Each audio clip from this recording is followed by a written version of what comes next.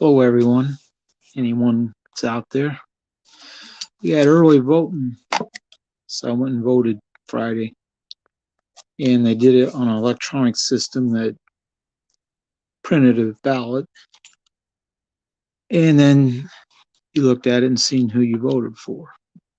Anyway, with that out of the way, we're going to talk about foreign coins and how much weight they lose. This is a type 2. These three here are all type 1 quarters. Even though the date are gone, or is gone, there's no stars between the eagle and where it says $quarter. A lot more visible on this one. And this one's pretty visible too. Anyway, I have my scale sitting here. We'll move some of this stuff around so I can just set it right here. Trade dollar, a couple Morgans. We'll leave that one here. And another Morgan. And let's go ahead and talk about quarters. And we'll test this. 50-gram weight comes up 50 grams. Now, an unworn U.S. silver quarter. See if I got one here. Well, that's not it. This is worn less than what those are. 6.14 grams. This one's worn a bit more. It's under 6 grams.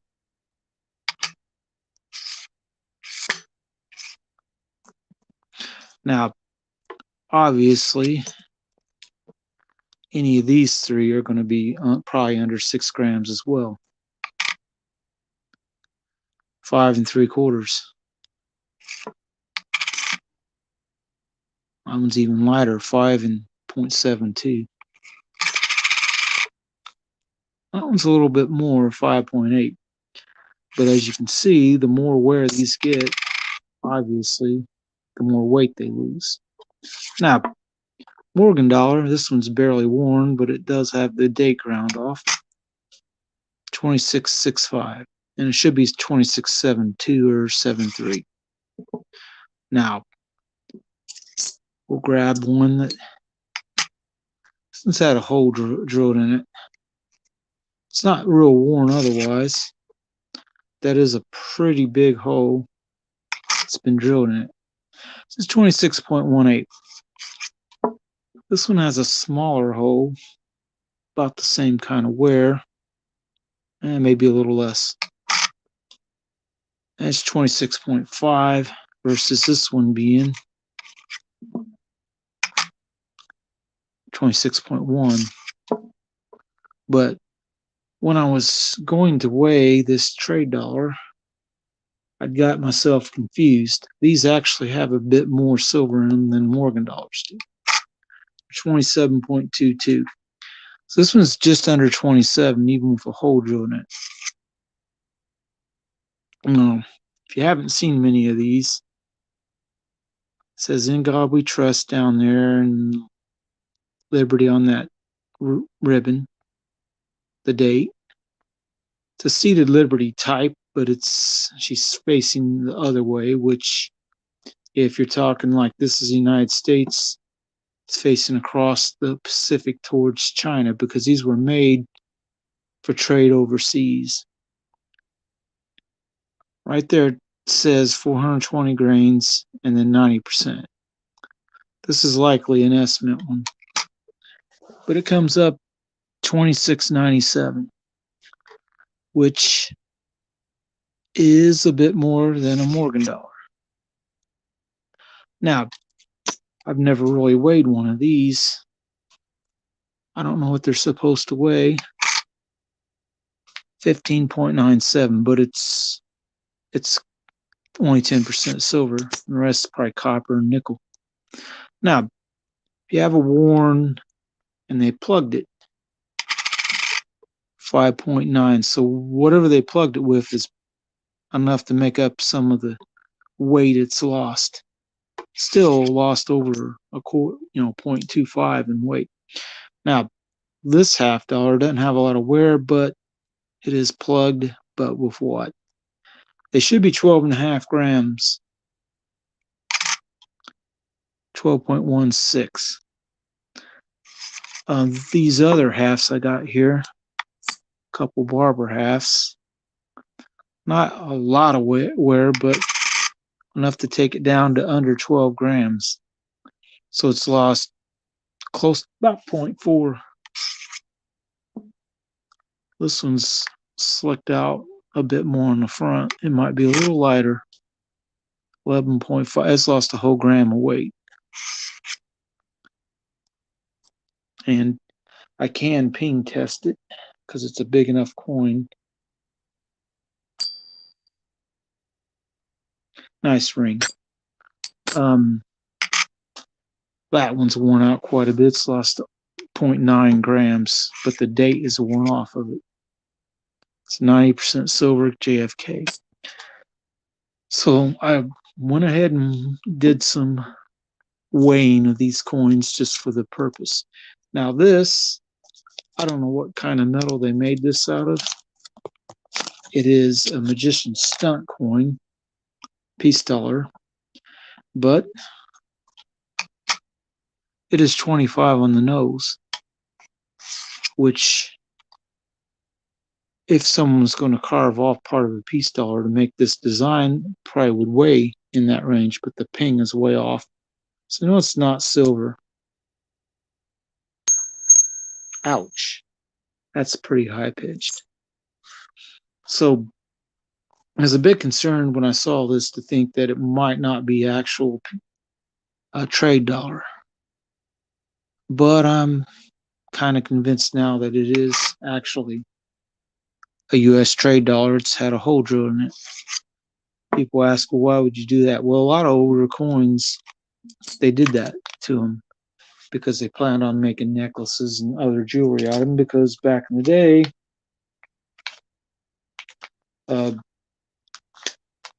silver was cheaper than what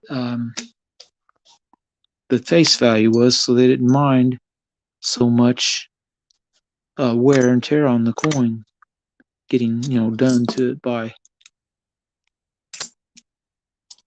grinding it up and drilling holes in it and stuff.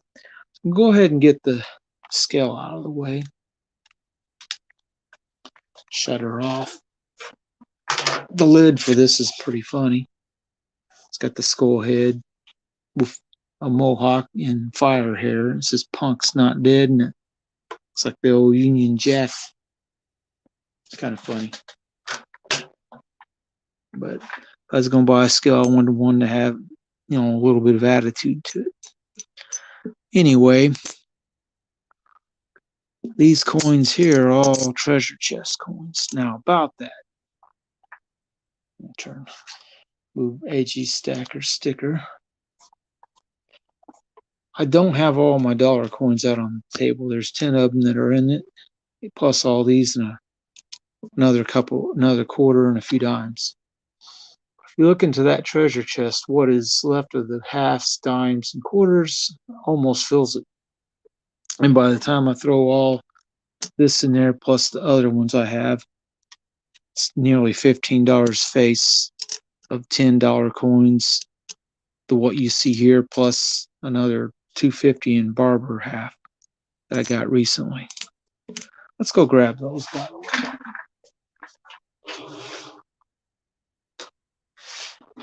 Because I might want to pull the scale back out and see how much they weigh.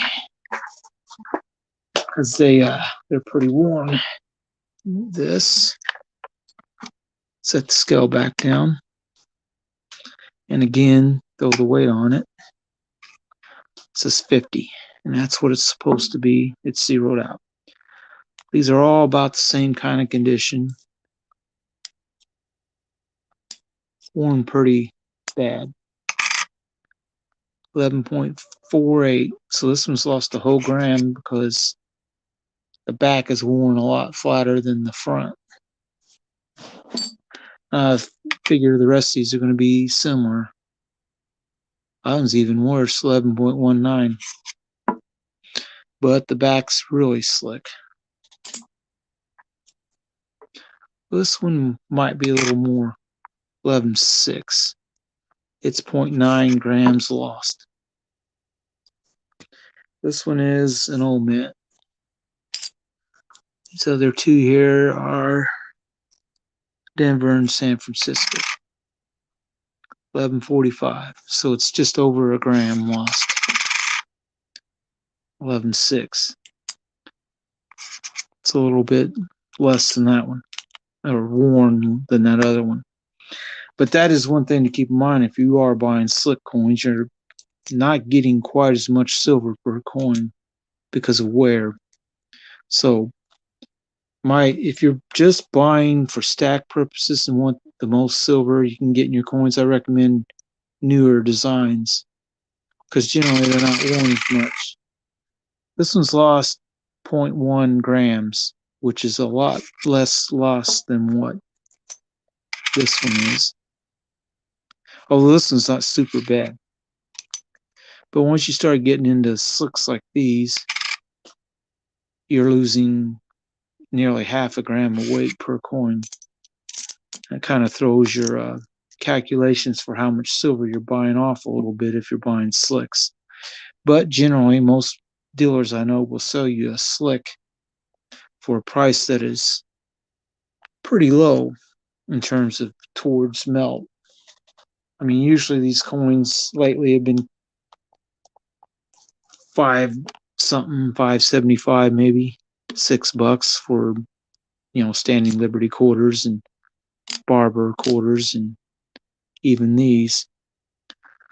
So if you're buying slicks and you get these for $4 instead of $5 or $6, then even though you're not getting as much weight per coin, you're getting them cheaper per gram of silver you buy.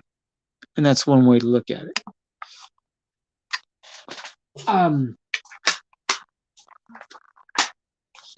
By the way, most online sellers, when they're selling these, even drilled ones on auction, they tend to go higher than what I ended up paying for this. But I hadn't really planned on going live for a real long time. I went live earlier, and I've been live every night since Thursday. But I did want to put up a little more content and talk about weight. And if you're buying slicks, to expect them to have enough wear to be less of a, less coin design left. But anyway, let's take a real quick look. You have the Flying Eagle on the back. That's one reason why I like the Standing Liberty quarter so much. I like the design. And when it comes to other ones, this $50 design is probably my favorite of the bunch.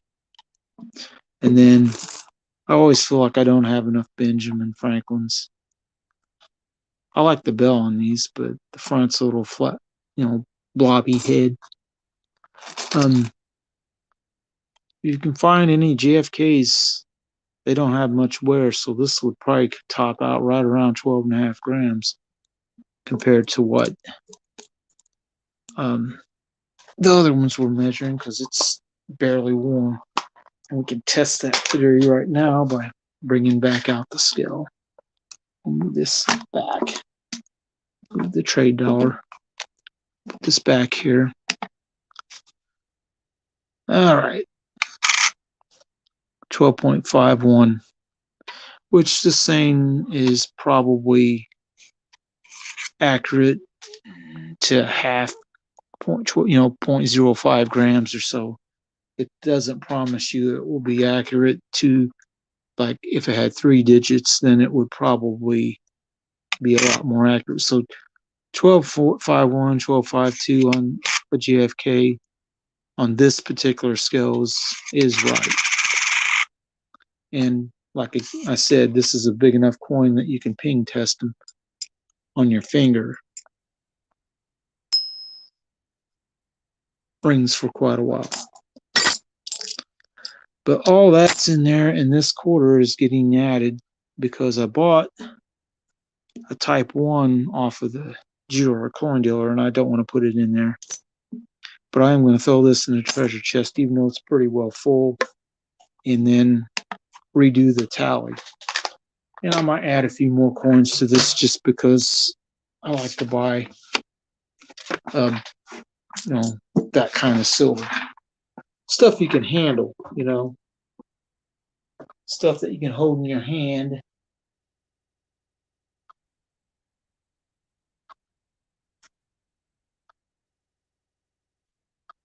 I like silver like that, you know, stuff that you're not so concerned about it staying where it won't have any fingerprints or anything else. Because let's face it, this kind of coin, it ain't going to matter if someone handles this. It's already worn quite a bit. And that's what it's going to be. They're worn enough that they'll never be super collectible. They'll price go up and down with the price of silver, and that's what you end up with. Now, by the way, we'll hold this back up again. If you want one of these peace dollars with this carved on it, this particular design, get a good look at it, and then go on YouTube, or not YouTube, Google, and search peace dollars with skull carvings on them. And you'll find this, and then I'll have a link to a website, and they're magician stunt coins. They have JFK ones, and they might even have quarter ones. I can't remember, but it's not terribly expensive to buy. Now, a peace dollar by itself, if you went to a coin dealer today, he had a 22 or 23D, I think. He wanted $26 for it, which is a bit cheaper than online people want for them lately. I've been trying to find some of these because I want the odd years. These are all even year ones. It's a 64. It's probably about the best looking one of the bunch. But I'd like to get one from every year they made them, which I believe they made them from 56 to 67. So they got 5 different dates. And this does, on the rim, I don't know how well you'll be able to see it, but it says Independency Libertad, which is pretty neat, which some of the other coins say that too. I think they're the first few years of the 1 ounce ones used to say that on the site. I think the newer ones are reeded, but that seems to be the thing now. Silver opened on the market a little while ago up some. I'm going to check real quick and see if it went up before I go off the live stream.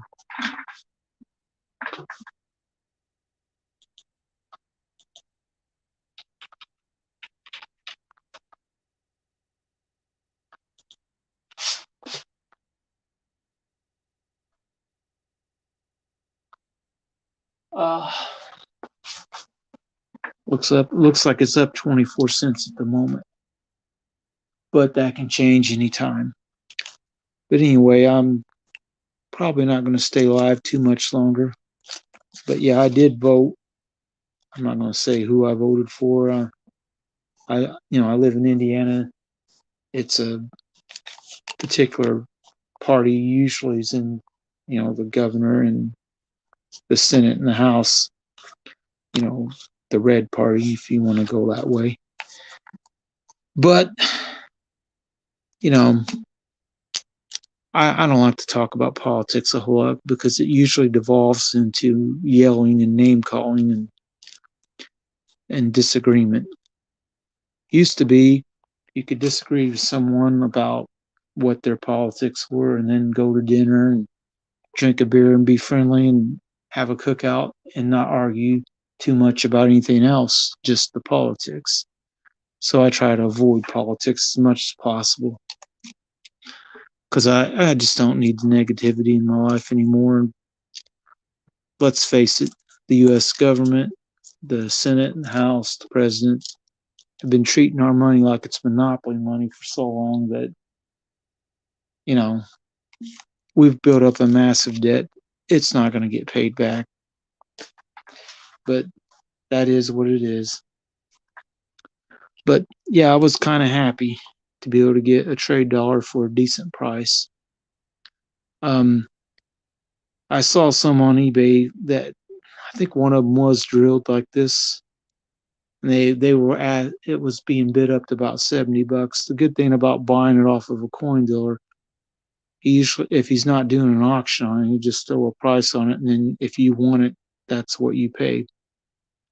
And I didn't think the price in this was too bad. It was about the same as a common date Morgan dollar would be. That's, not hold though, because these are a bit more rare than, I don't see them too often in coin dealers. Even the guy on South 7th doesn't always have them. He did have some recently, and he had a couple seated dollar coins too, which I'd like to get one of them, but they're not very cheap. Even one that had a hole in it would probably be pretty expensive. But I mean, speaking of that though, I got this one, this $half one, 1856 one. It's been drilled, of course, but it was $12. And this weekend he had some barber halves for $11. But so I think someone bought him. He told me he's got more stuff, and probably next weekend he's going to bring out some more stuff than he did this weekend. I mean, he just bought this one the day before, or later in the day on Friday, and he said, "Yeah, quick turnaround." I don't think he paid the guy very much for it because it does have a hole in it. Because damaged coins are harder to sell usually. Although he doesn't have much trouble selling them, it doesn't seem like it doesn't really seem to matter. He's very fair with his prices compared to some people. And so that's why I like to go to him. And as far as I know, he's never sold me a fake coin.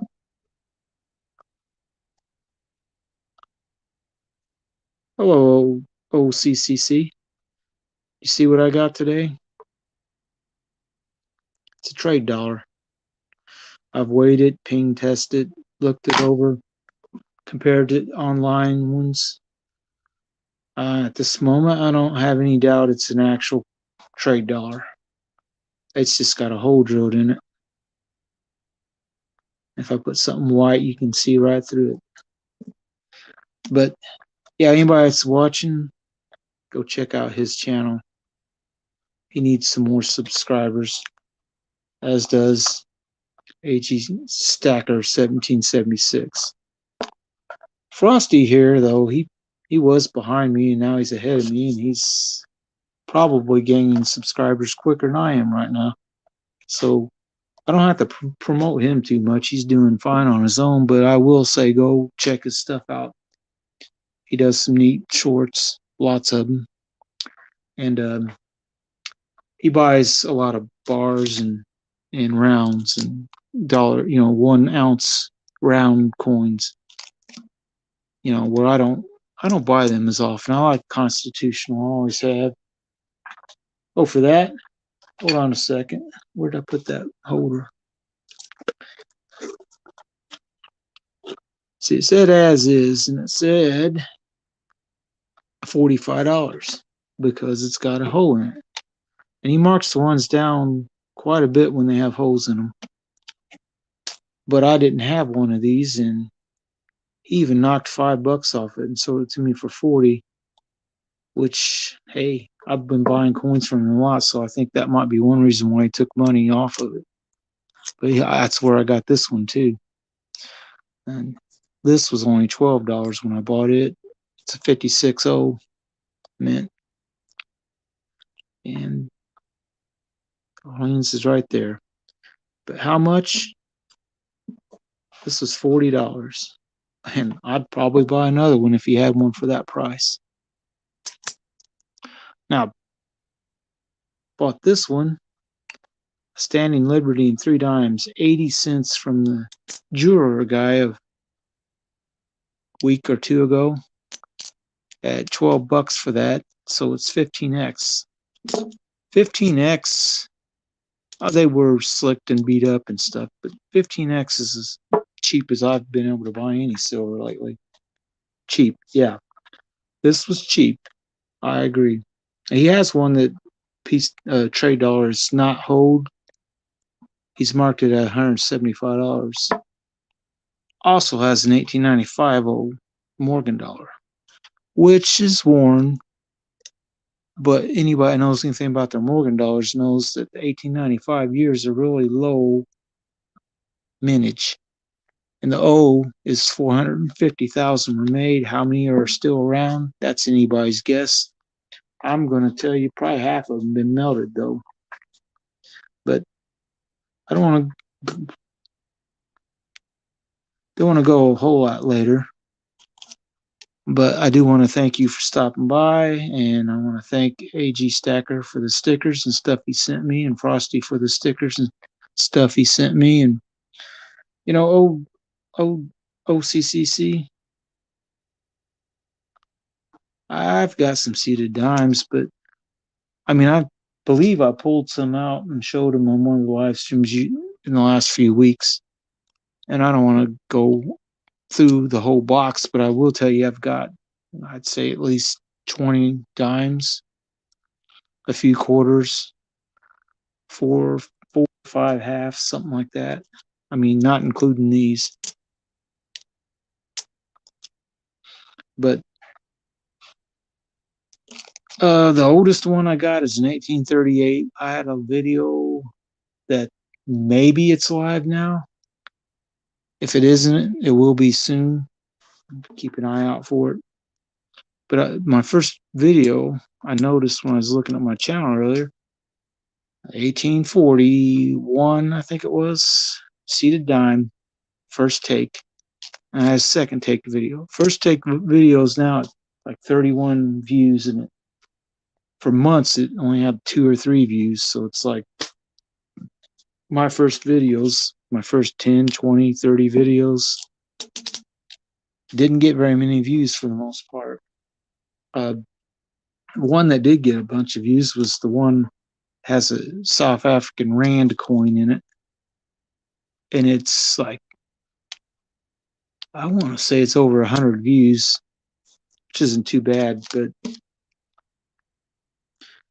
I do have a playlist for seated Liberty coins on my channel. You just go to the top where it says playlist on my channel, and then you look through the playlist and you'll see one that says seated Liberty coins, and you can watch, I think there's 30 some videos in it. You can watch all of them and see what I got that I've made video. I made videos for pretty much all the seated Liberty coins I have, so it should be in there. I mean, the Barber coins, the only playlist I have for that is old mint ones, because I have a lot of old mint ones, and they're some of my most popular videos for some reason. Don't know why, but I guess maybe a lot of collectors and stackers don't know much about the old mint because they buy the newer stuff and they haven't seen it, and so it intrigues them. They're like, huh, what's this old mint? Well, it's another mint that closed after 1909. They didn't strike any more coins, but this is one of them. It's an old mint.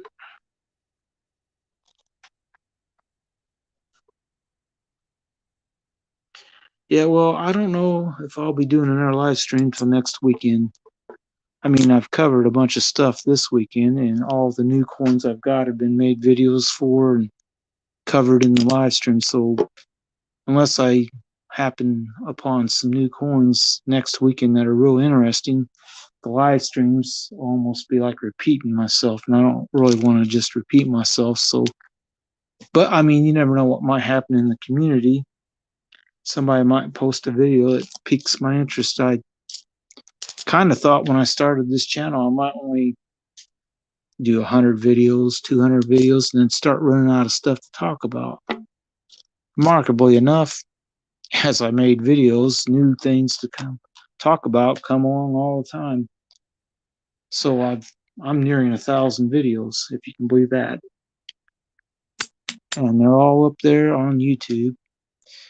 probably Monday or Tuesday, I might be hitting 275,000 views, which blows my mind.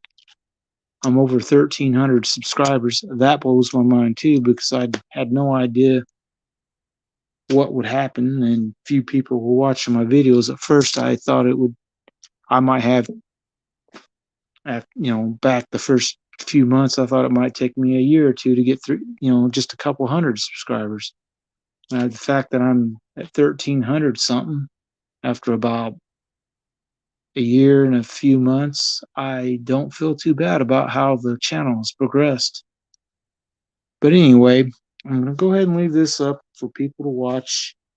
And I'm going to wish you all a good night.